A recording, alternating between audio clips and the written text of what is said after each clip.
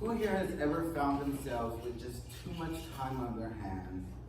So much time that you find yourself questioning, what is the meaning of life? What is our purpose? What are we doing here?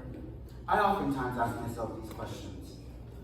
Our readings today are beautiful reminders of just that our call sometimes is our call is meant to be answered right where we are. Oftentimes God is going to call us not when we think that we're perfect, but God's going to call us when we're imperfect. God has called each of us to do something different. Different, but equally as important. God will call us to be right where we are. God will call us right where we are. Each of our readings today is filled with hope and forgiveness, much like God. Today we hear from the prophet Isaiah. We hear of his vision of the Lord, speaking as he is surrounded by seraphim, angels. His immediate reaction is that of unworthiness. That is until his lips were touched with the embers until his lips were touched by the embers from the altar. When they touched his lips, when the embers touched his lips, that was him getting purified. In his mind, he was getting purified. Here I am, send me. He was cleansed. I'm often reminded of my own unworthiness. I don't think I'm alone in that feeling. Isaiah was called right then, right as he was. We're called as we are. God oftentimes will find a way into our hearts and into our minds if we allow it. How do we allow it? By praying. Praying is for me, a big way that we can allow God into our hearts. I've gotten to where I've understood the importance of studying the Word of God. When you hear the Word of God, you can hear it and it can get to your ears. But for me, I've often found that it takes studying. Hours and hours of studying the Word to really understand what God is trying to tell me. Doing for others. I'm reminded this week of a story from one of the coworkers, one of the girls that I work with. She was complaining, so-and-so wants me to take her to work again. I'm like, I don't know what to tell you about that. That sounds like something that I don't know. She said, but Stephen, what do you think? My mom tells me that I need to just give so-and-so a ride because that's tithing for the church. I'm like, well, damn, I don't think your mom's lying. Your mom's got a point. Checkmate. For me, it's those conversations, and it reminded me that tithing isn't just when we come to church. Yes, this is, when we give to our church, it's tithing. But what about the people that are outside, the people that we come in contact with every day? Doing for others is also doing for God. These are all different ways that we can open up to God. In today's gospel, Luke tells a similar story to Isaiah. Simon Peter, after witnessing what Jesus did for the fish, he falls to his knees and again tells Jesus, "Depart from me, I'm a sinful man." I remember, I'm Deacon Stephen now, but if you would have asked me when I was 18, I lived at my grandmother's house. Many of us have experienced times when we lived with our grandmothers. And I specifically remember, and I've talked about this at Bible study this week, I had a dream that I was doing what I'm doing today. I was a dream, but if you asked me at the time, I was like, God, heck no. I'm 18, what? That was not a dream, it was just, a passive, no, it's a nightmare if you ask me. I'm able to understand now that was God's way of trying to get into my heart at such an early age. I just wasn't ready to accept it.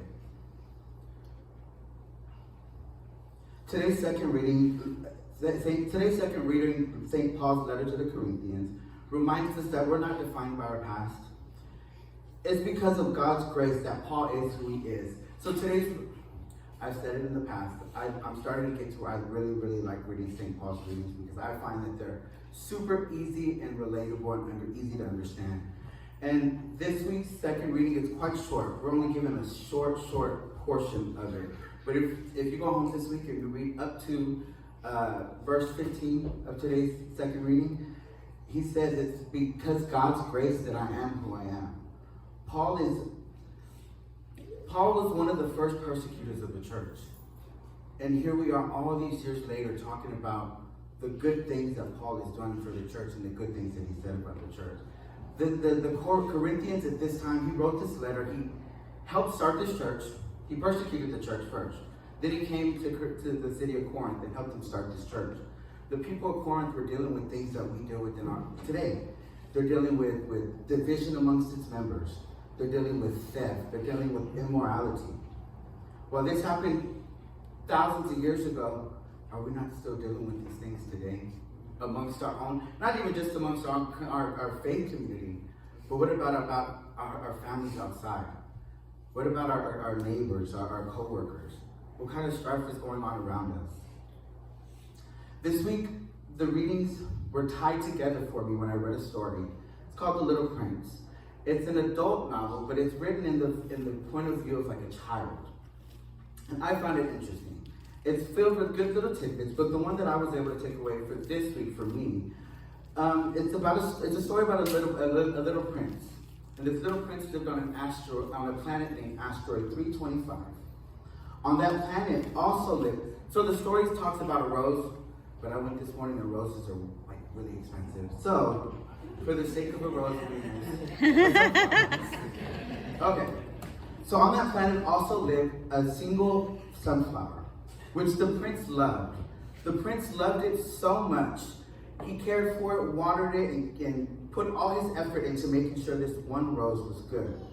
Now let's not get it twisted. All of that work caused the prince to be just a little bit stressed out.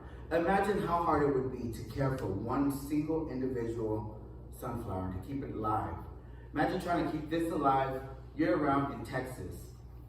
Hard, right? So to help relieve his stress, he said, you know what? I'm going to go and travel the galaxy. Okay? He ends up on Earth. Once he gets here, he finds a mountain. He gets all the way to the top of the mountain. He looks around, and what does he see? A field full of sunflowers. This sunflower in his galaxy told him, in his planet, told him, I'm special. You love me because I'm the most beautiful sunflower to ever exist. Mind you, this is the only sunflower on that planet, right? The little prince was lost. He sat, he wondered, like, well, if this sunflower lied to me about this, what else is not true? What am I? What is this sunflower? What is everything? He sat and he cried and he cried and he cried. Eventually a fox came and he befriended the fox. The fox was a wise fox, and among many things that he was able to learn from the fox helped him realize that, yes, planet Earth is filled with thousands of sunflowers, right? But on his planet, he loved that one specific sunflower because he watered it, he cared for it, he wasted time on that one specific sunflower. How do I tie this into this week's readings? I oftentimes feel like I'm trekking through life, doing a whole lot of nothing, right? The readings this week helped me realize that I'm called to do exactly what I'm doing today.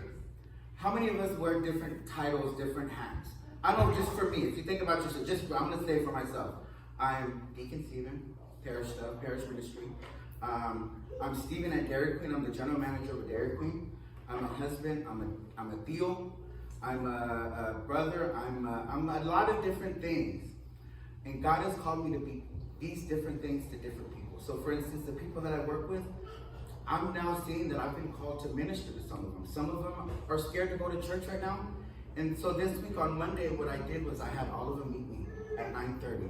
And in the walk-in, we gathered together and I gave them the Eucharist. I'm starting to see that I've been placed, all of us have been placed exactly where we need to be.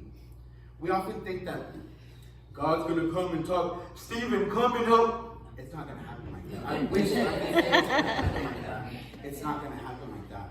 God's going to come to us in a dream. God's going to come to us in a feeling in our heart. Do you ever get a feeling like, we were talking about it at Bible study. Sometimes when we're driving, we see somebody and it just, something in our hearts tells us, I don't even know how to explain it. Something just feels different in our hearts. Listen to those feelings. That's God trying to come into our hearts.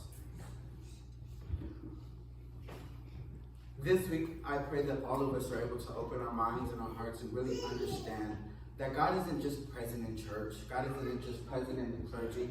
God is present in all of us. Everything that we do, everything that we say, everything that we touch is that of God. lean into that, love it,